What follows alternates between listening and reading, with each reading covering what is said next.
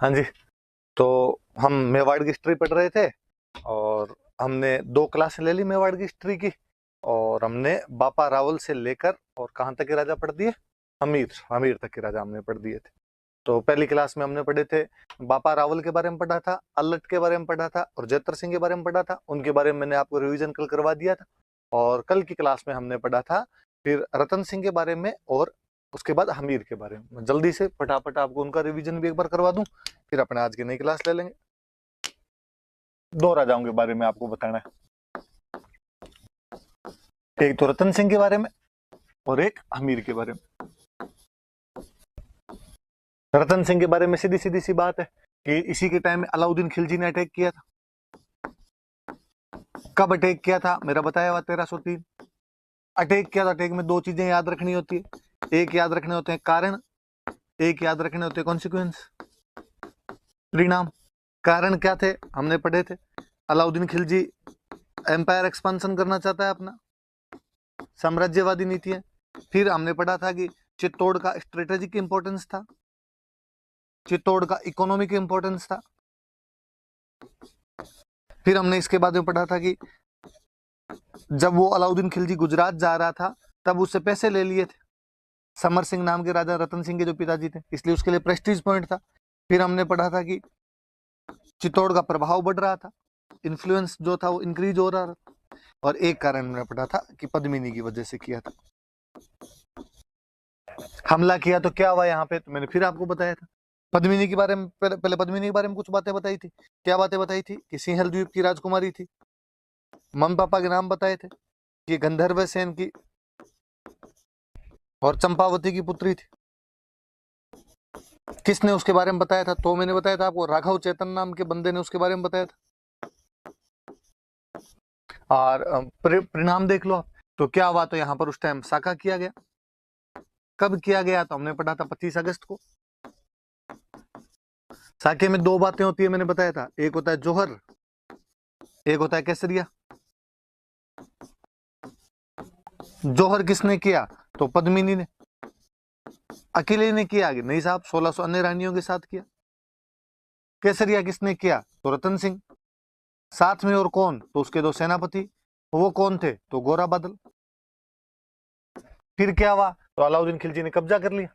अलाउद्दीन खिलजी ने कब्जा करने के बाद में यहाँ पे 30,000 लोग कटवा दिए, अपने बेटे खिजर खान को सौंप के इसका नाम क्या कर दिया, खिजराबाद। धाईबी पीर वाली जो दरगाह है उसमें इसका नाम खिजराबाद मिल जाता है अपने को, धाईबी पीर वाली दरगाह के अंदर इसका नाम। फिर हमने पढ़ा, ये जो खिजर खान था, इस खिजर खान ने यहाँ पर एक तो पुल बनवा दिया गंभीरी नदी पर, एक मकबरा लिखवाया, उस मकबरे में एक फारसी भाषा का अभिलेख है, इंस्क्रिप्शन। और उस इंस्क्रिप्शन के अंदर हमने पढ़ा कि उसकी उपाधियां मिलती है अपने को, अलाउद्दीन खिलजी की। उसको सिकंदर सेकंड कहा हुआ है, उसको सेड ऑफ गॉड कहा हुआ है, उसे प्रोटेक्टर ऑफ वर्ल्ड कहा हुआ है। कुछ दिन वो रहा था और उसके बाद मालदेव सोनग्रा को दे दिया था।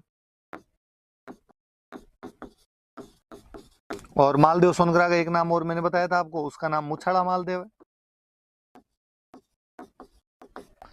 है ना। और फिर मैंने 2-3 बुक्स बताई थी, एक मैंने बुक्स बताई थी खजाइनुल फुतूह है,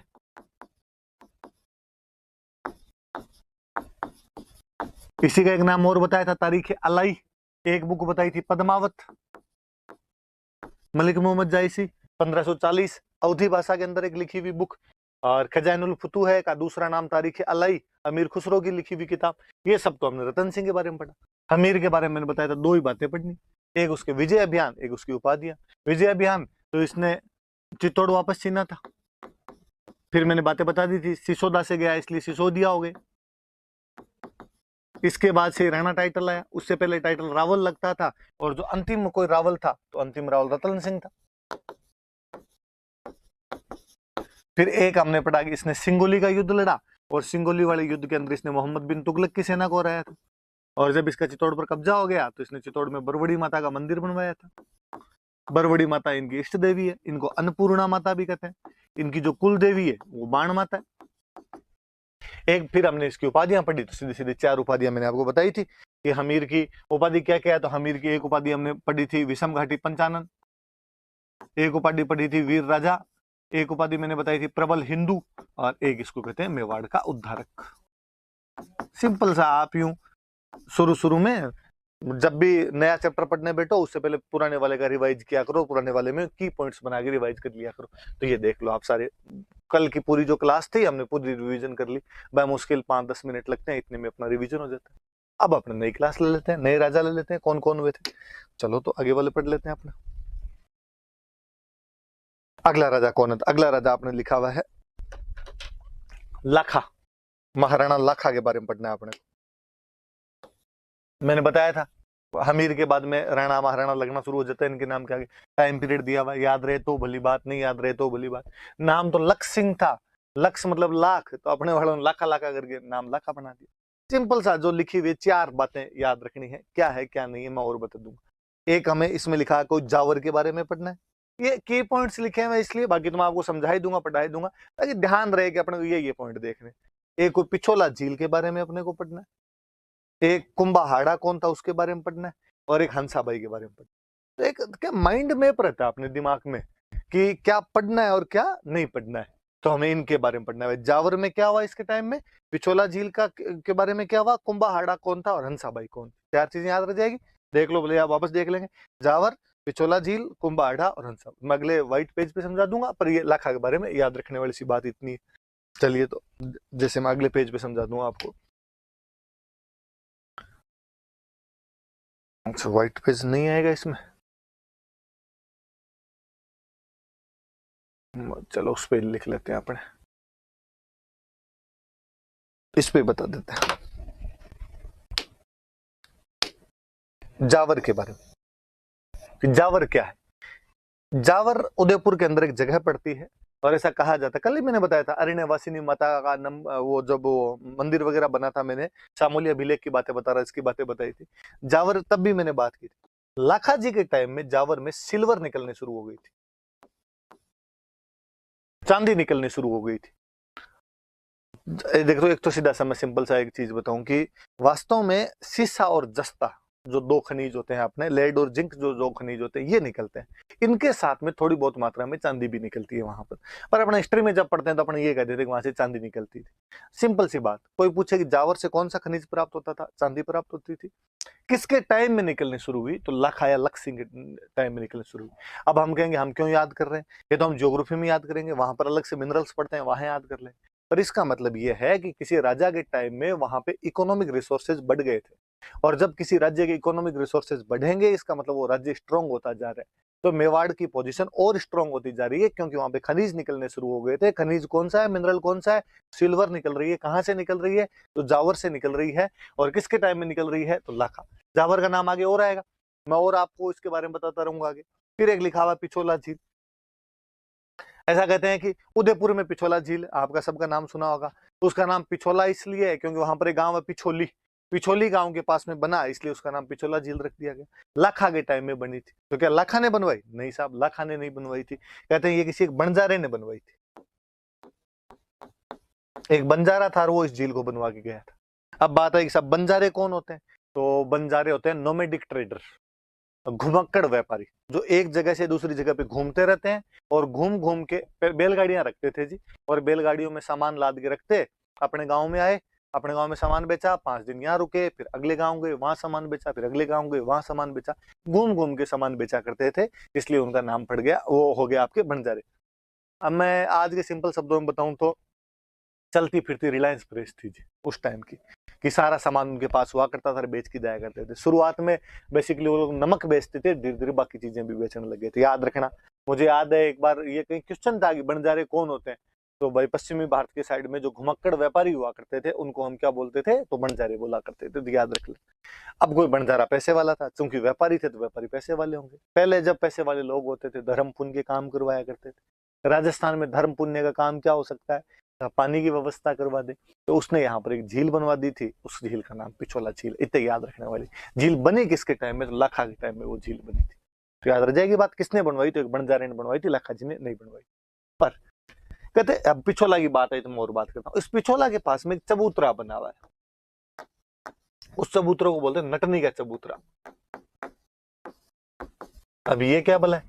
मुझे याद है एक बार किसी एग्जाम में क्वेश्चन पूछा हुआ है, नटनी का चबूतरा कौन सी झील के पास बना हुआ है, तो कि साहब पिछोला झील के पास बना। सुन लो थोड़ी सी बात, इसके बहाने याद रह जाएगी, और तो कुछ ही नहीं है कि नटनी का चबूतरा क्या है। ऐसा कहते हैं कि भाई नट नट भी एक जाति होती है, खेल दिखाने का काम करती है। आपने कभी देखो सर्कस टाइप वाले खेल, कि दो पिलर लगाए, दो बांस बांधे, उनके बीच में रस्सी डाल दी, और कोई महिला या बच्चा उस रस्सी के ऊपर चलता है। मतलब बड़ा कंसंट्रेशन का खेल है, पूरा उस पर ध्यान रखना पड़ता है, आप गिर सकते हो, पर वो लोग करते हैं साहब, उनका परंपरागत पैसा है, वो अपने आप में ट्रेडिशनल तरीके से करते आ रहे हैं आज दिन तक। तो ऐसे एक बार कोई एक नट था, मेवाड़ के राजा के दरबार में आया, और उसने राजा को, और पहले राजा महाराजा ऐसे खेल देखना पसंद किया करते, और उसने कहा कि साहब मैं नट हूं और मैं रस्सी वाला खेल दिखाता हूँ। राजा ने कहा तो कौन सी बड़ी बात है, सारे नट रस्सी वाला खेल दिखाते हैं। उसने कहा नहीं साहब मैं थोड़ा अच्छा दिखाता। क्या अच्छा करता है? उसने कहा मेरी जो नटनी है, नट की वाइफ हो गई नटनी हो गई, मेरी जो नटनी है वो पिछोला क्रॉस कर सकती। राजा ने कहा सुबह सुबह मैं ही मिला तेरे को, पिछोला तुझे पता तो है कितनी लंबी है, ये ठेठ इधर से उधर तक पड़ी, कैसे क्रॉस कर जाएगी? उसने कहा आप देख। और कहते हैं कि एक राजा ने घोषणा करवाई साहब इतने दिन बाद में ऐसे ऐसे नट की जो वाइफ है नटनी है वो पिछोला क्रॉस करेगी, सारे देखने के लिए आमंत्रित हो। तो नट ने कहा साहब मैं दिखा दूं पिछोला क्रॉस कर जाए तो क्या मिलेगा? राजा जी रो के अंदर थे। राजा ने कहा यदि पूरा क्रॉस कर जाए ना तो आधा मेवाड़ दिया, आधा राज्य दे दूंगा इनाम में। अब भाई लोग और इकट्ठे हुए दूर दूर तक, जब इतना बड़ा इनाम रख दिया गया तो अब वो दो पिलर बांधे गए, और पिलर के बीच में रस्सी बांधी गई, और रस्सी पिछोला क्रॉस करती हुई रस्सी बांधी गई, नटनी उसके ऊपर चल रही थी, और कहते नटनी आधी से ज्यादा पिछोला क्रॉस कर गई थी, और जनता आउटिंग करे गया, थोड़ा सा और बचा हुआ है, थोड़ा सा और है, चलो यहाँ से थोड़ी दूर और चलो, थोड़ी दूर और चलो। और सब राजा केवल एक गुमसुम बैठा, बाकी राजा के मंत्री वंत्री जनता सब खुश हो। पर राजा को जैसे जैसे नटनी आगे बढ़ा, राजा को लगे अब गए, अब ये आधा मेवाड़ गया, आधा मेवाड़ गया। राजा ने अपने आस पड़ोस में देखा कि यार सारे मंत्री बैठे बड़े राजी हो रहे हैं। उसने उन मंत्रियों को कहा तुम किस बात के खुश हो रहे हो? मैं यदि आधा मेवाड़ दूंगा तो मैं आधे स्टेट का राजा, मैं आधे स्टेट का राजा, तो मंत्री भी आधे ही होंगे, तुम कहीं जाओगे घर पे, मेरी शक्तियां घटेगी, तुम्हारी शक्तियां भी घटेगी। उनको हाँ सर ये तो सोचा ही नहीं था हमने तो क्या किया जाएगा? अरे इस नटने को रोको। तो एक किसी मंत्री का दिमाग चला, और ऐसी कहानियां ऐसी बातें हैं कि उस नटनी का बच्चा पास में खेल रहा था, उसने बुलाया कि इधर आ, बुलाया, बुला के उसको बच्चे खींच के थप्पड़ मारा तो बच्चा रोया तो माँ का ध्यान बच्चे के रोने की तरफ गया। और आप नोटिस ही कर लेना, अपनी जो मम्मियां होती है, बच्चा कहीं रोए कितनी दूर हो, मम्मी को फटाफट पता चल जाता है कि रोती है। मुझे तो हमेशा महिलाओं वाली सिक्स सेंस का बड़ा जोरदार लगता है कि एक तो मम्मियों को भले ही कहीं बाड़े में काम कर रही है या घर में कहीं झाड़ू पोछे अलग से कर रही है, रसोई में दूध उफन जाए तो पता नहीं कहाँ से सुगंध आती है उनको कि दूध उफन रहा है, अपने को नहीं पता चलता, उनको ही पता चलता है। बच्चा कहीं रोए तो उनको पता चल जाता है।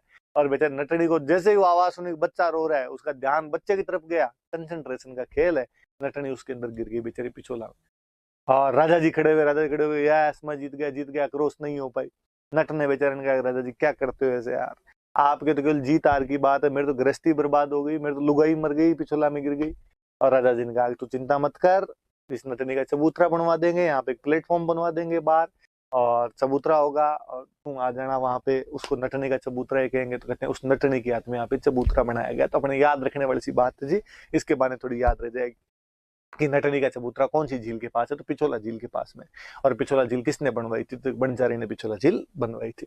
पैसे वाले लोग ऐसे काम किया करते थे, अभी भी पैसे वाले लोग धर्म पुण्य का काम करते हैं। मुकेश अंबानी पैसे वाला है तो उसने अपने को जियो बांटा, सबको उसने कहा कि फ्री है, जितना जो करना है वो कर लो। तो कितना दिलदार आदमी, मुझे तो बहुत भला बहुत अच्छा आदमी लगता है बेचारा मुकेश अंबानी, कि यार देखो कितना यूं भलाई का काम कर रहा है, भारत को इंटरनेट सिखाया है सबको, अपने को फ्री इंटरनेट दे दे, कम से कम सिखाया तो सही कि ये चीजें देख लो। वरना मुझे वो जमाना भी याद है जब 2G चला करता था, अरे एयरटेल वोडाफोन वाले नखरे किया करते थे, 599 में 1 GB देंगे, 2 GB देंगे, उसमें 2G में चक्री घूमती रहती, और अपने को लगता है कि ये जो चक्री घूमती है इसका मतलब इंटरनेट है। तो अब पता चला कि नहीं साहब, इंटरनेट अलग चीज होती है। तो मुकेश अंबानी का इस बात के लिए तो यूं दिल की गहराइयों से कोटि कोटि धन्यवाद दिया जाना चाहिए। और मुझे तो वैसे ही मुकेश अंबानी बेचारा खूब ही पसंद आता है। और मुझे तो और जब मुकेश अंबानी ने अपनी बेटी ईशा अंबानी की शादी पीरामल के बेटे के साथ की, पीरामल अपने राजस्थान का है, झुंझुनू में एक छोटा सा कस्बा पड़ता है बगड़, और बगड़ के सेठ थे वो पीरामल, तो बगड़ छोड़ के यहाँ से बाहर चले गए थे, और इतने बड़े सेठ हुए कि मुकेश अंबानी ने अपनी बेटी की शादी। मुझे तो और लगा कि अपने राजस्थान की तो ब्याई जी और इसकी इज्जत नहीं करे तो किसकी करे? तो भाई रे, बाकी पैसे वालों को जितों गालियां निकालनी हो तो निकाल लेना, पर मुकेश अंबानी देखो अपने ब्याई जी है तो कम से कम उनका यूं ख्याल इस मामले में किया जाना चाहिए। अपने को जियो दिया, अपने जिस मोबाइल में बैठ के देख रहे हैं जियो से ही देख रहे होंगे ज्यादातर, ये मुकेश अंबानी का दिया हुआ है, उसकी वजह से रेट वगैरह कम हुए थे। यदि वो जियो नहीं लाता तो ये रेट और भयंकर चले जाते। एयरटेल वोडाफोन वाले वो 2G वाली चक्री घुमाते रहते अब तक। तो वैसे धर्म पुण्य के काम पहले करते थे, आज भी धर्म पुण्य काम करते। और देखना, और बाणी इस मामले में दिलदार होते ही हैं जी। आज भी किसी शहर में जाके देखना, वहां पे जितनी भी धर्मशालाएं मिलेगी वो सब बाणियों की बनाई। आपको नाम मिलेंगे, सेठ कल्याण दास ने अपनी माता की याद में इस धर्मशाला का निर्माण करवाया, सेठ धर्मदास ने अपनी पत्नी की याद में इस प्याऊ का निर्माण करवाया, फलाने सेठ जी के 3 बेटों ने यहाँ पे सराय का निर्माण करवाया। ऐसे खूब सारे काम मिल जाएंगे। तो बाणी पैसे लगा सकते हैं जी, उनको ये धर्म पुण्य के काम रुचते हैं, जचते हैं। वैसे कोई बंजारा था, उसने एक झील बनवाई, वो झील कौन सी थी? पिछोला। इस बहाने लो याद रह जाएगी। अपने खूब सारी बातें कर ली। अब आगे एक और पढ़ते हैं। एक बंदे का नाम लिखा देखो, कुंभाड़ा। फिर एक कहानी। लाखा जी में और कोई बातें है नहीं जी, लाखा में कहानियां ही है। कहते हैं कि लाखा ने बूंदी शादी की थी। एक लाखा मेवाड़ के राजा है। बूंदी में चौहानों का शासन हुआ करता था, हाड़ा चौहान हुआ करते थे। चौहानों की एक ब्रांच होती है हाड़ा, हाड़ा चौहान थे। और कोई किसी रानी से शादी की। फिर ऐसी कहानियां क्यों बनती है कि लाखा जी उस अपनी हाड़ी रानी, हाड़ाओं की लड़की होगी तो हाड़ी हो गई, हाड़ी रानी से शादी करके आए। और आने के बाद में जब वो चित्तौड़ आ गए, दूसरे दिन एक राजा जी जब खाना वाना खाने के लिए गए रानी के पास में, तो उन रानी से पूछा कि और मन तो लग गया आपका यहाँ पे? रानी ने कहा कि हाँ जी मन लग गया। कैसे, हमारा चित्तौड़ कैसा लगा? रानी ने कहा अच्छा है। तो बस अच्छा ही है? रानी ने कहा नहीं नहीं नहीं खूब अच्छा है, पर एक बात कहूँ। राजा ने कहा हाँ बोलो, आपके मन में क्या है, जो भी बात हो। अच्छा तो खूब है, पर हमारे बूंदी जैसा नहीं। लगा यार ये क्या बात हुई। और अपने वो है कि लड़की को अपना पीर अच्छा लगे। अपने मारवाड़ी में तो कहावत है कि पीर की तो चिड़कली चौकी लगे। और उसने कहा भले चित्तौड़ की खूब बातें हैं, अच्छा भी लगा मुझे भी, पर बूंदी बूंदी है। लाखा जी ने कहा नहीं, इसका मतलब तुमने चित्तौड़ ढंग से नहीं देखा। वो पूरा देख के आगे से रतन सिंह वाले महल, पद्मिनी के महल, वो सब देख ली, तुमने पूरा देख लिया। पर आप आओ इस बार ससुराल, कभी फुर्सत से आओ, आपको बूंदी दिखाएंगे, बूंदी बहुत अच्छा है। लाखा जी को गुस्सा आ गया, लाखा जी की बात जची नहीं। लाखा जी खाना खा रहे थे, वो खाना उन्होंने पहला टुकड़ा तोड़ा ही था, हाथ में ही था, अभी तक मुंह में लिया ही नहीं था।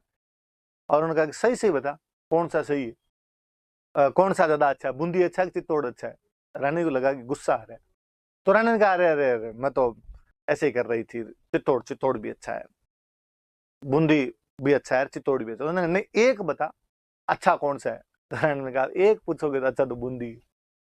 और लाखा जी ने खाना वहीं छोड़ा, कहते हैं बाहर आए, और बाहर आके अपने सेनापति को ऑर्डर दिया कि सेना तैयार करो, अपने बूंदी पर अटैक करेंगे।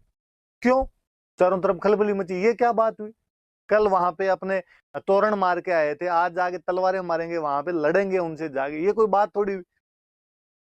दिक्कत क्या है, क्यों करेंगे बूंदी पर आक्रमण? और लाखा जी ने कहा कि रानी ने कहा है कि सबसे अच्छा किला, सबसे अच्छा गढ़ बूंदी का है, और मैं कहता हूँ सबसे अच्छा गढ़ चित्तौड़ का है। और यदि चित्तौड़ से अच्छा गढ़ बूंदी वाला है तो मैं उसको तोड़ दूं, मैं उसको ढहा दूंगा, ताकि दुनिया के अंदर सबसे अच्छा गढ़ कोई रहे तो वो कौन सा रहे? चित्तौड़गढ़ ही रहे। लोगों ने समझा कि सर ऐसे नहीं करते। अब हो गई बात, हो गई, रानी को जाकर समझा, तू क्या कह दिया डाकी को तूने? रानी बेचारी आई, रानी ने आगे कहा ऐसे क्या करते हो, और अब मैं आपसे मजाक भी नहीं कर सकती क्या? मैंने तो मजाक के अंदर कहा था। लगा जिनका सब, मैंने तेरे से 2 बार पूछा था कि सही से बता दे, तूने हमेशा कहा था कि बूंदी है, अब मैं बूंदी को गिराऊंगा। फिर कोई बीच बचाव करने वाले लोग हैं, उन्होंने कहा वैसे मत करो, एक काम करो, अपने तो चित्तौड़ के बाहर एक छोटा सा कमरा बना दो और उसका नाम लिख दो बूंदी फोर्ट, नकली बूंदी बना लो। फिर और उसको आप गिरा दो आज, ताकि आपने जो कसम ली, लाखा जी ने कसम ले ली, लाखा जी ने कहा जब तक बूंदी नहीं गिरेगी मैं अन्न और जल ग्रहण नहीं करूंगा, ताकि जो आपने कसम ली है वो कसम तो टूट जाए, आप अन्न जल तो खा लो। और बूंदी वालों ने क्या औकात है, ये बूंदी रहा, अपने 5 महीने 7 महीने बाद कभी जाके बूंदी पर आक्रमण कर देंगे, असली बूंदी को भी गिरा देंगे। एक बार ये थोड़ा नकली वाला टोना टोटका सा कर लो अपने।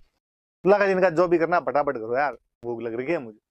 हाथों हाथ साहब बूंदी के बाहर एक टेम्पररी सा कमरा बनाया गया, उसके ऊपर लिखा गया बूंदी फोर्ट, और इधर बाकायदा घोषणा की गई कि राणा लाखा अपनी चतुरंगनी सेना लेकर जा रहे हैं और आक्रमण करेंगे, बूंदी पर आक्रमण करने के लिए जा रहे हैं। सेना लेके पूरा ये माहौल सेट किया, हाथी घोड़े हथियार सब लिए हुए एकदम।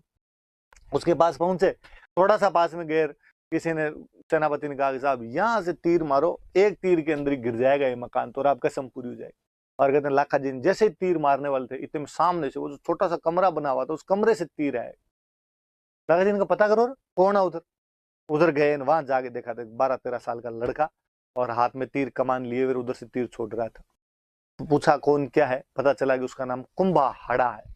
अपने अभी भी रिवाज होता है कि बहन की शादी जब होती है तो पीहर पक्ष का कोई भाई, भतीजा, चाचा, कोई एक बंदा, ज्यादातर भाई, एक बंदा होता है, वो अपनी बहन के साथ में ससुराल जाता है। तो कहते हैं वो जो बूंदी वाली हाड़ी रानी थी लाखा जी की, उनका एक भाई था कुंभाहाड़ा, 12-13 साल का लड़का था, और ये अपनी बहन के साथ में आया हुआ था, और वो सामने से तीर मार रहा था। पकड़ के लाए, और लाखा जी कहा ये साहब आप बड़ा साड़ा ही है, ये वहां पे कर रहा है, क्या वार तेरे, तू क्यों कर रहा है। और उसने कहा कि मैंने सुना है कि ये जो आपने किया है ये कोई नकली बूंदी है। कि हाँ तो, कि मैंने सुना है कि इसको आप तोड़कर अपने कोई कस्में वादे पूरे करने वाले हो। लाखा जी ने कहा हाँ यार सही है, तुम अब साइड में हो जाए यार, जो करना है वो काम करना दो। उसने कहा नहीं, बूंदी असली हो भले नकली, जब तक एक एक हाड़ा जिंदा है बूंदी नहीं गिरेगी।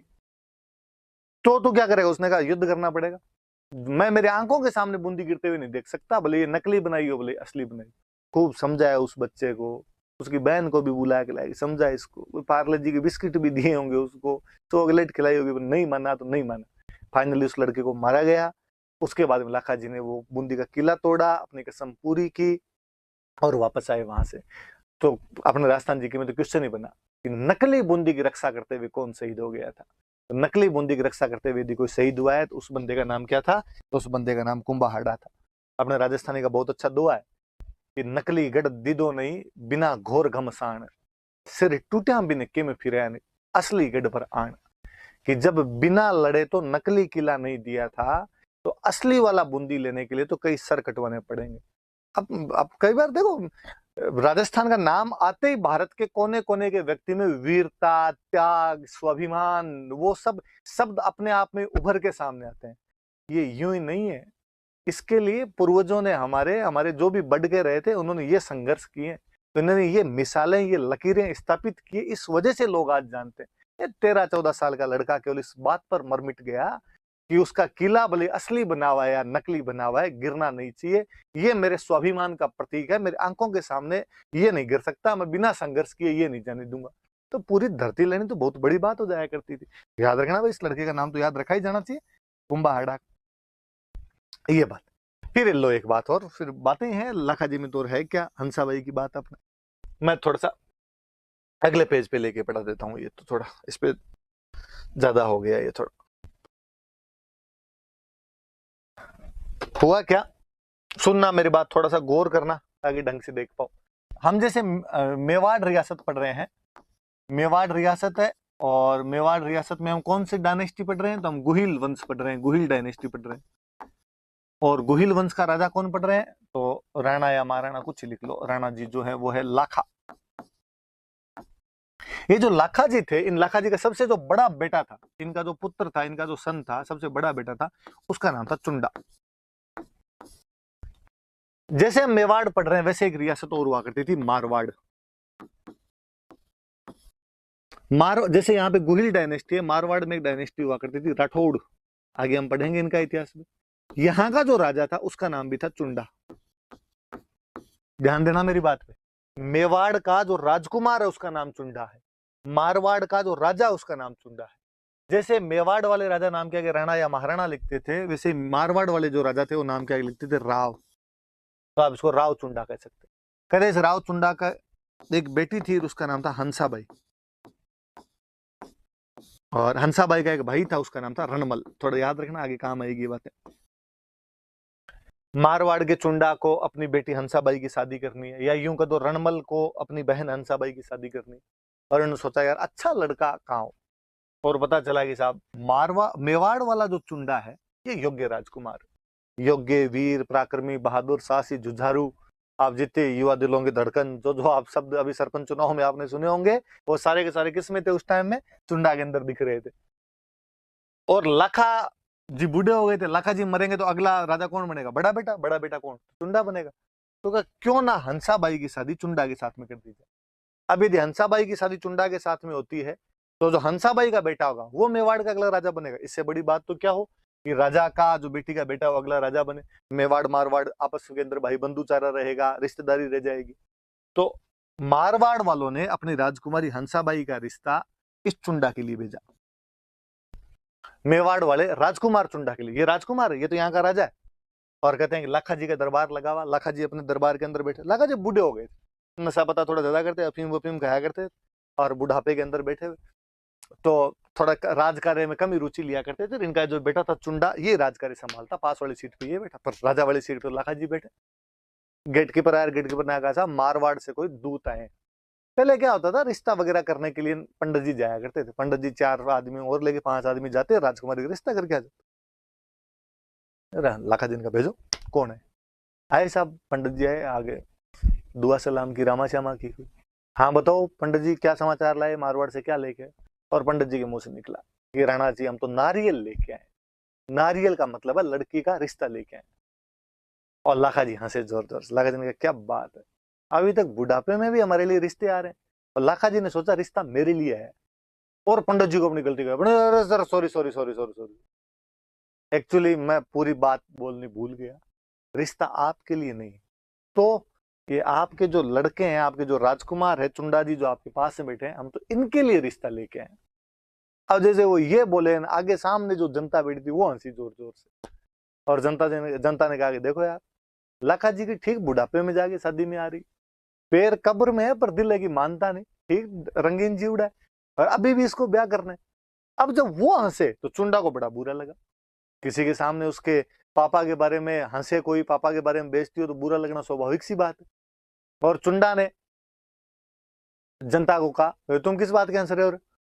और उनको कहा, पंडित जी को उनका कि पंडित जी देखो सॉरी, धन्यवाद, आप मेरे लिए रिश्ता लेके आए थे, लेकिन क्योंकि मेरे पापा ने शादी की इच्छा जाहिर कर दी इस राजकुमारी से, इसलिए राजकुमारी मेरे लिए तो मम्मी के समान है, इसलिए इसकी शादी करना चाहते हो तो मेरे पापा के साथ कर दो।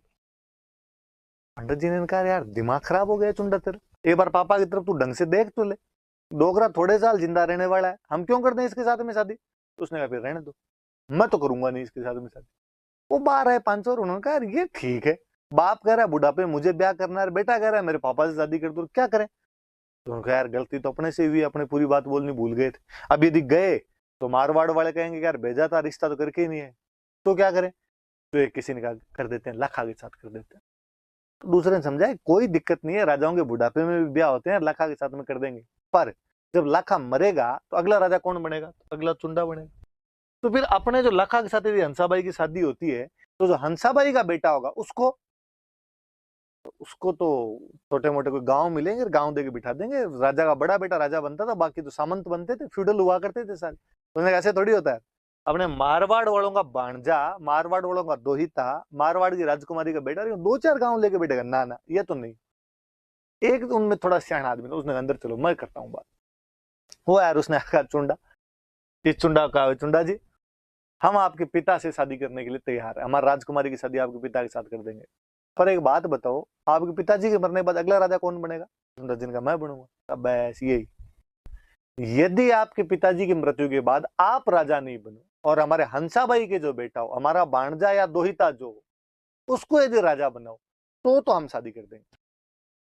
अब चुंडा जी ने कहा कि भाई, उन्होंने कहा था मेरे पिता से शादी करो, चुंडा जी ने कहा कि ठीक, आपकी ये शर्त है तो ये शर्त मुझे मंजूर है, पिताजी की मृत्यु के बाद मैं बड़ा भाई होने के बावजूद राजा नहीं बनूंगा, बल्कि मेरा जो सौतेला भाई होगा, जो मेरी सौतेली मम्मी हंसाबाई, इनका जो बेटा होगा उसको अगला मेवाड़ का राजा बनाया जाएगा, केवल राजा नहीं बनाऊंगा, मैं उसका ध्यान और रखूंगा। तो लाखा की शादी हंसाबाई के साथ कर दी गई। तो हंसाबाई वाला ये मैटर ये थोड़ा सा ये था, तो याद रख लेना पूरी बातें। इनका विवाह हो जाता है आपस में।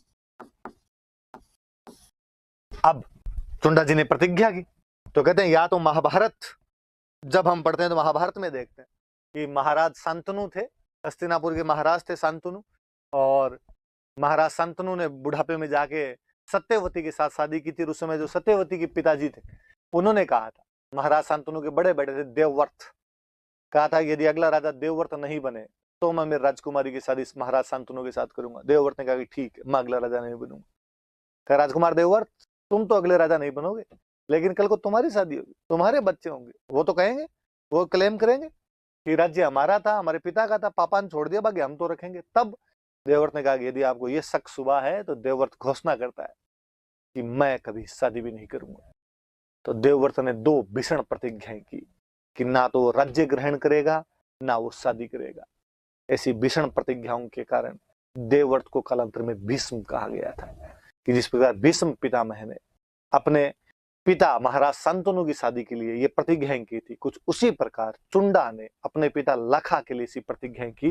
इसलिए चुंडा को हम मेवाड़ का भीष्म कहते हैं। आपसे प्री में कोई सिंपल सा क्वेश्चन उठा के पूछ ले कि मेवाड़ का भीष्म किसे कहा जाता है, तो मेवाड़ का भीष्म किसको कहते हैं? तो मेवाड़ का भीष्म चुंडा को कहा जाता है। जो राणा लखा के पुत्र थे चुंडा इनको कहा जाता है। हालांकि अपने ध्यान रखना, चुंडा जी ने एक ही कसम खाई थी। चुंडा जी ने कहा था कि मैं राज्य ग्रहण नहीं करूंगा, मैं राजा नहीं बनूंगा, बल्कि राजा अपने सौतेले भाई को बना दूंगा। उन्होंने ये नहीं कहा था कि विवाह नहीं करूंगा। चुंडा जी ने विवाह किए थे और जितनी अनुकूल संतान पैदा कर सकते उतनी संतान पैदा की थी। बाकायदा पूरी एक ब्रांच है चुंडावत। कई बार क्या स्टूडेंट दिमाग लगाता है, दूसरे दिन आगे पूछ लेता है कि सर वो तो भीष्म पितामह ने तो कहा था शादी भी नहीं करूंगा, तो फिर चुंडा ने शादी भी नहीं की थी, तो फिर उसके आगे बेटे पोते कहां से आ गए थे? नहीं भाई, चुंडा जी ने शादियां की थी, उन्होंने एक ही कसम खाई थी, दो कसमें नहीं खाई थी। पर ये भी बड़ी बात है जी, राज छोड़ना। उस टाइम में जब मध्यकाल के अंदर अपने को उदाहरण ऐसे मिलते हैं कि पिता को मार के बेटा राजा बन गया है, भाई को मार के भाई राजा बन गया है, चाचा को मार के भतीजा राजा बन गया। उस टाइम में को राज छोड़ देता, ये बहुत बड़ी बात थी। तो पितृभक्ति का जो संदेश या तो भगवान श्री राम दे के गए थे कि पिता ने आज्ञा दी कि तुम वनवास के लिए जाओ, और वो चले गए। कुछ उसी प्रकार का चुंडा कहता है कि पिता ने कहा कि मैं शादी करूंगा, तुम राजा नहीं बनो तो मेरी शादी हो सकती है, उसने कर लो। तो चुंडा को हम क्या कहते हैं? मेवाड़ का भीष्म। जब ये बात है तो तालियां बजेगी यार, कलेजा हो तो ये हो गया। त्याग, सेक्रीफाइस जिसको कहते हैं, तो ये होगी। पिता की इच्छा के लिए राज्य कुर्बान कर दिया। तब लोगों ने कहा कि जब जिस बंदे ने पिता की इच्छा के लिए अपना पूरा राज्य दे दिया है, 100% दे दिया है, उसको रिटर्न कुछ तो मिले। जिसने 100 दिया है उसको 54 तो दो वापस, कुछ ना कुछ तो उसको दो। जिसने फर्स्ट पोजीशन दी है उसको कम से कम सेकंड पोजीशन तो दी जाए। कह रही है बात सही। तो क्या किया जाए? तो कहा मेवाड़ का सबसे बड़ा जो ठिकाना है वो इस चुंडा को दिया जाए, और राजा के बाद में दूसरी सबसे बड़ी जो पोस्ट है वो इस आदमी को दे दी जाए। तो कहा ठीक है। तो चुंडा को ये जो बलिदान दिया था, ये जो सेक्रीफाइस किया था, इसके बदले में मेवाड़ का सबसे बड़ा ठिकाना दिया गया। होता क्या था, एक जो राज्य है, एक राज्य में एक भाई तो राजा बन जाता, तो राजा तो राजधानी के अंदर रहेगा, बाकी वाले भाइयों को गांव मिलते थे। किसी भाई को एक गांव, किसी भाई को 2 गांव, ऐसे गांव दिया करते थे। छोटे गांव बड़े गांव कई होते, इन गांव को बोलते थे ठिकाना, या और अच्छा शब्द कहो तो आपका दो इनको जागीर। और इनके जो हेड हुआ करते, चीफ हुआ करते, उनको बोलते थे सामंत, या अपने इंग्लिश में इनको कहते थे फ्यूडल लॉर्ड। छोटे बड़े कई ठिकाने हुआ करते थे। सबसे बड़ा ठिकाना कोई मेवाड़ के अंदर था, राजधानी के बाद में सबसे मुख्य भूमिका यदि किसी की होती थी तो उदयपुर के अंदर एक जगह पड़ती है सलुम्बर। सलुम्बर वाला ठिकाना किसको कहा गया? भाई चुंडा को सलुम्बर वाला ठिकाना दे दो। और फिर सलुम्बर वालों के लिए कई प्रिविलेज दिए गए, सलुम्बर वालों को कई स्पेशल राइट दिए गए। जैसे क्या स्पेशल राइट दिए गए सलुम्बर वालों को, ये थोड़े सुनना। एक तो ये कहा गया कि भाई अब आप मुझे बताओ, ये जो पूरी कहानी है इसमें राजा डिसाइड कौन कर रहा है कि अगला राजा कौन बनेगा कौन नहीं बनेगा? ये पावर किसके पास है? चुंडा। चुंडा की इच्छा पे डिपेंड कर रहा है कि यदि चुंडा अगला राजा नहीं बनता है तो लाखा की शादी हंसाबाई के साथ होती है। तो मतलब चुंडा डिसाइड कर रहा है कि भाई मैं राजा नहीं बनूंगा, बल्कि राजा हंसाबाई का जो बेटा है, मेरा जो सौतेला भाई होगा, उसको बना दिया जाएगा। तो कहा गया आज के बाद में भी ये पावर चुंडा के जो भी डिसेंडेंट होंगे, चुंडा के जो भी वंशज होंगे, उनको दिया जाएगा। मेवाड़ में जब भी राजा बनाना है तो चुंडा का बेटा, पोता, पड़पोता, सड़पोता, लड़पोता होगा, उनको बने, उनसे पूछना पड़ेगा। और जो चुंडा के बेटे पोते, लड़पोते, सड़पोते होंगे वो कहाँ रहेंगे? तो सबसे बड़ा ठिकाना सलुम्बर दिया गया, यहाँ पे रहेंगे। तो जो सलुम्बर का सामंत होगा वो डिसाइड करेगा कौन राजा बनेगा कौन नहीं बनेगा। तो कहा गया वो राजा का राज तिलक करेगा। कोरोनेशन सेरेमनी जो राजा की होगी उसमें राजा के राज तिलक का अधिकार यदि किसी आदमी के पास में है तो सलुम्बर के सामंत के पास में। कहा ये काम ठीक है भाई। तो हम आगे पढ़ेंगे कि महाराणा प्रताप जब राजा बनेंगे तो महाराणा प्रताप के जो पिताजी थे उदय सिंह, वो तो अपने दूसरे बेटे जगमाल को बना के चले गए थे, और सलुम्बर वाले कृष्णदास चुंडावत आए थे, उन्होंने कहा कि नहीं साहब प्रताप बनना चाहिए, तो उन्होंने प्रताप को आगे राजा बनाया था। तो सलुम्बर वालों के पास ये अधिकार था कि वो मेवाड़ में राजा किसको बनाए और किसको राजा नहीं बनाए। और का मेवाड़ की सेना जब भी कहीं जाएगी तो उसका जो चीफ होगा, उसका जो कमांडर होगा, वो हमेशा सलुम्बर वाले रहेंगे। चुंडा के जो बेटे पोते पड़पोते होंगे वो रहेंगे। और सबसे आगे पहले सलुम्बर वाले जाके लड़ेंगे। सेना की वह टुकड़ी जो सबसे आगे जाके लड़ती थी, उसकी जो फ्रंट बटालियन हुआ करती थी, उसको बोलते थे हरावल।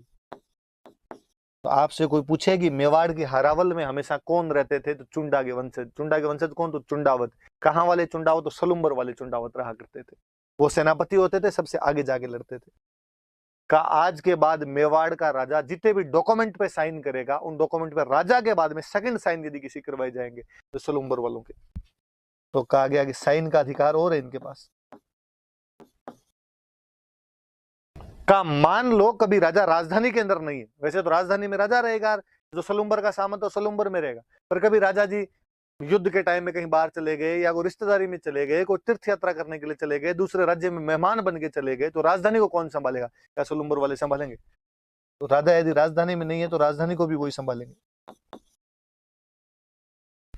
तो चुंडा को कई विशेष अधिकार दिए गए थे कि मेवाड़ का सबसे बड़ा ठिकाना किसको दिया जाएगा? तो चुंडा को। वो ठिकाना कौन सा? सलुम्बर। फिर चुंडा के जो वंशज होंगे, जो सलुम्बर के सामंत होंगे, वो हमेशा राजा के राजतिलक के अंदर भाग लेंगे, वही बताएंगे किसको बनाना है। वो हमेशा सेना के सेनापति होंगे, मतलब वो सेना के अगले भाग में रहेंगे। अगले भाग को बोलते थे हरावल। तो अब आपने मन में उठे कि पिछले भाग को क्या कहते थे? उसको बोलते थे चंदावल। राजा तो साइन करेंगे डॉक्यूमेंट्स पे, और किसके साइन होंगे? और सब पे उसके साइन होंगे साथ में। सलुम्बर के सामंत के, सलुम्बर के फ्यूडल लॉर्ड के साइन होंगे। और सलुम्बर का फ्यूडल लॉर्ड ही राजधानी का एक तरीके से केयरटेकर होगा, जब राजा राजधानी के अंदर नहीं। कहते हैं मेवाड़ में 16 बड़े ठिकाने थे, फर्स्ट ग्रेड ठिकाने जो हुआ करते थे। 16 फर्स्ट ग्रेड ठिकाने हुआ करते। भाइयों को सबको बांट के दिया करते थे, किसी को 2 दे दिए, किसी को 4 दे दिए, किसी को 1 दे दिया, किसी को 3 दे दिए। सबसे ज्यादा 4 यदि किसी को दिए गए थे तो चुंडा के वंशजों को दिए गए थे। 16 में से 4, 25% तो मिला। तो ये भी ध्यान रखना कि चुंडा के वंशजों को कितने ठिकाने बाद में दिए गए थे? तो 4 दिए गए थे। टोटल प्रथम श्रेणी ठिकाने कितने थे? तो 16 प्रथम श्रेणी ठिकाने थे। उनमें सबसे बड़ा कौन सा था? उनमें सबसे बड़ा सलुम्बर था। अब कभी आपसे कोई ये क्वेश्चन पूछ लेगा कि मेवाड़ में सबसे प्रमुख महत्व कौन से ठिकाने का हुआ करता था? तो सलुम्बर का हुआ करता था। और 4, एक सलुम्बर हो गया। लो मैं ये भी नाम बता ही देता हूं आपको, दूसरे वाले मैं आगे इसमें लिख दूं कहीं पे। एक सलुम्बर है, एक हम वैसे आगे पढ़ेंगे तो और नाम आ जाएंगे। एक था आमेठ, एक था बेगू, और एक था देवगढ़। आमेठ राजसमंद में, और आपके बेगू चित्तौड़गढ़ में, देवगढ़ भी राजसमंद। 4 ठिकाने चुंडा के वंशजों को दिए गए थे। सबसे बड़े वाला सलुम्बर, उसके बाद में आपका आमेठ, उसके बाद में आपका बेगू, और उसके बाद में आपका देवगढ़। ये 4, 16 में से 4 ठिकाने। तो सारी बातें याद रखना। अब ना ये मेंस में कोई क्वेश्चन पूछ लेगा कि मेवाड़ के प्रशासन में सलुम्बर का क्या महत्व था? Importance of Salumbar in administration of Mewar बताना है अपने को। सलुम्बर मेवाड़ का सबसे बड़ा ठिकाना था, जो चुंडा को उसके त्याग के बदले में दिया गया था। सलुम्बर का सामंत मेवाड़ के राजा के कोरोनेशन सेरेमनी में भाग लेता था। सलुम्बर का feudal Lord commander in chief होता था, हमेशा हरावल में लड़ता था। सलुम्बर का जो फ्यूडल लॉर्ड है वो डॉक्यूमेंट्स पे साइन करता था राणा जी के बाद में। और सलुम्बर का जो फ्यूडल लॉर्ड है वो राजधानी का एक तरीके से केयरटेकर होता था, जब एब्सेंस ऑफ राणा, कि जब राणा राजधानी के अंदर नहीं है तब राजधानी को वो संभालेगा, तब उसका ध्यान वो रखेगा। सारी बातें याद रह जाएगी। तो ये चुंडा के बारे में, चुंडा को मेवाड़ का भीष्म कहते हैं, क्यों कहते हैं, क्या कहते हैं, ये सारी बातें हो गई। तो लाखा जी के बारे में जितनी बातें थी मैंने सारी बता दी आपको, वापस देख लो बोले आप। लाखा जी के बारे में जावर, तो जावर के बारे में क्यों पढ़ना है अपने को? जावर तो चांदी की खान, चांदी की खान की वजह से। पिछोला झील बंजारे ने बनवाई, पास में नटनी का चबूतरा। कुंभाहड़ा नकली बूंदी की रक्षा करते हुए मारा गया था। हंसाबाई एक राजकुमारी जिसे लाखा की शादी हुई, तो पूरा ये सीन क्रिएट हो गया था। उस टाइम क्या क्या बातें हुई थी ये हमने पढ़ी, ये लाखा की बातें। चलो अब अगला राजा पढ़ लेते हैं अपना, चुंडा।